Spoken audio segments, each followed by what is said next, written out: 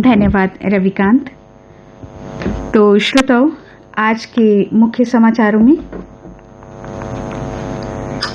गैर कश्मीरियों पर 24 घंटे में तीसरा हमला, कुलगांव में मार डाले गए बिहार के 2 मजदूर।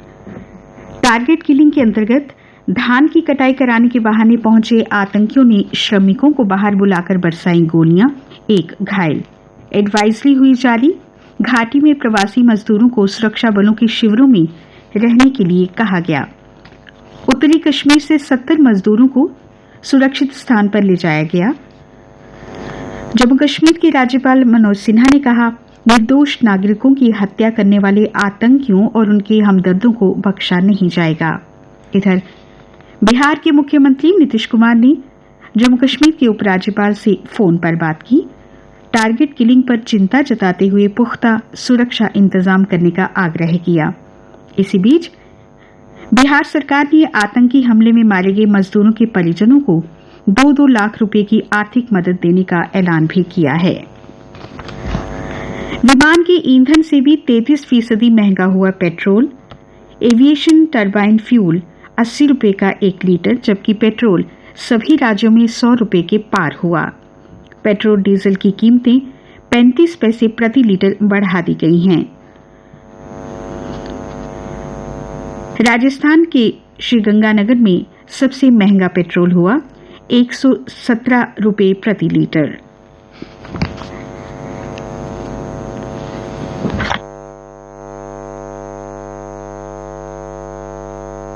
इजराइल पहुंचे विदेश मंत्री जयशंकर रणनीतिक संबंधों को और मजबूत करने पर देंगे जोर। राष्ट्रपति इसाक हार्जोग और प्रधानमंत्री नेफ्ताली बेनेट से भी करेंगे मुलाकात। इस दौरान वो भारत और इजराइल के बीच द्विपक्षीय सहयोग के नए क्षेत्रों की संभावनाएं तलाशने के अलावा रणनीतिक संबंधों को और समृद्ध करने के लिए परस्पर रूपरेखा तैयार करने के लिए यहां के शीर्ष नेतृत्व के साथ बैठक भी करेंगे। हाइपरसोनिक मिसाइल का परीक्षण कर चीन ने चौंकाया। परमाणु हमले में सक्षम मिसाइल के परीक्षण से बढ़ी अमेरिका की चिंता। अमेरिकी खुफिया सूत्रों का दावा है कि चीन ने ये परीक्षण अगस्त में ही कर लिया था। अफगानिस्तान पर भारत ने बुलाई बैठक, पाकिस्तान को भेजा गया न्योता। नई दिल्ली में अगले महीने भारत की मेजबानी में राष्ट्रीय सुरक्षा सलाहकारों की बैठक होनी है। बैठक की अध्यक्षता भारत के NSA अजीत डोभाल करेंगे। इस सम्मेलन में चीन, ईरान, तजाकिस्तान और उज्बेकिस्तान को भी बुलाया गया है। इसमें अफगानिस्तान में उभरे मानवीय संकट समेत सुरक्षा मुद्दों पर भी चर्चा की जाएगी। सम्मेलन में तालिबान को न्योता नहीं दिया गया है।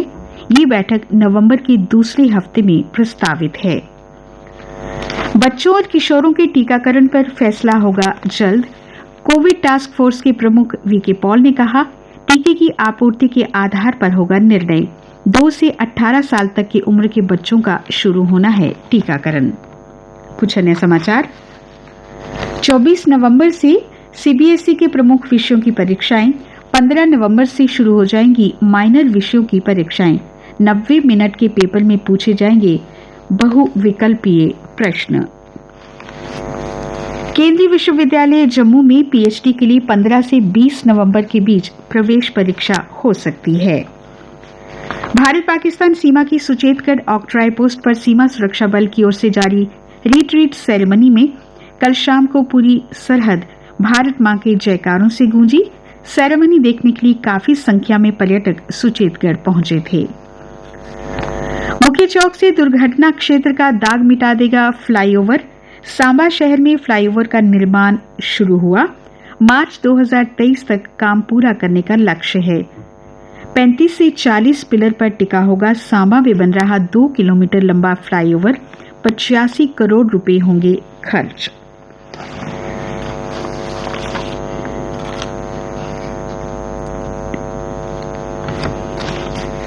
प्रोजेक्ट में देरी पर उपराज्यपाल सख्त, 2 अधिकारी किए संबंध। मनोज सिन्हा ने गांधरबल जिले में विभिन्न विकास कार्यों की प्रगति की समीक्षा की। कहा, खुशहाल और शांतिपूर्ण जम्मू कश्मीर के निर्माण के लिए सरकार है प्रतिबद्ध।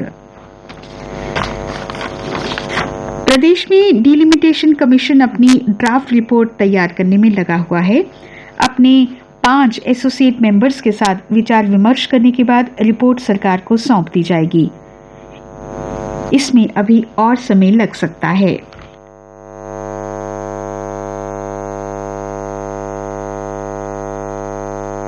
प्रदेश में रामबन हुआ कोरोना मुक्त। अब सिर्फ 843 मामले ही सक्रिय हैं। 48,160 लोगों ने वैक्सीन की दूसरी डोज ली। खेल समाचारों की बात करें तो 2020 विश्व कप के पहले ही दिन हुआ बड़ा उलटफेर। स्कॉटलैंड ने ग्रुप बी के मुकाबले में बांग्लादेश को 6 रन से हराकर अच्छी शुरुआत की। ऑलराउंडर ग्रीव्स बने man of the match. Michael leaks का विकेट लेकर बांग्लादेश के शाकिब बने अंतर्राष्ट्रीय 2020 क्रिकेट में सर्वाधिक विकेट लेने वाले खिलाड़ी। श्रीलंका के मालिंगा का रिकॉर्ड तोड़ा। उधर एक अन्य मैच में ओमान ने पापुआ न्यू गिनी को 10 विकेट से हरा दिया। लुधियाना में पैदा हुए जितेंद्र सिंह ने ओमान की टीम के लिए 73 रन बनाए। अभ्यास मैच में आज भारत का सामना इंग्लैंड से होगा। 15वीं उबेर बैडमिंटन चैंपियनशिप में चीन की महिला टीम चेन और जिया ने 2 घंटे तक चले एक लंबे मैच में जापान की खिलाड़ी यूकी और माओ को हराकर फाइनल मैच जीत लिया। मौसम की बात करें तो मौसम विज्ञान केंद्र श्रीनगर के अनुसार आज प्रदेश में अगले 24 घंटों में कई स्थानों पर बारिश की संभावना है। तापमान कल का अधिकतम रहा 30.2 डिग्री सेल्सियस, न्यूनतम 21.1 डिग्री सेल्सियस।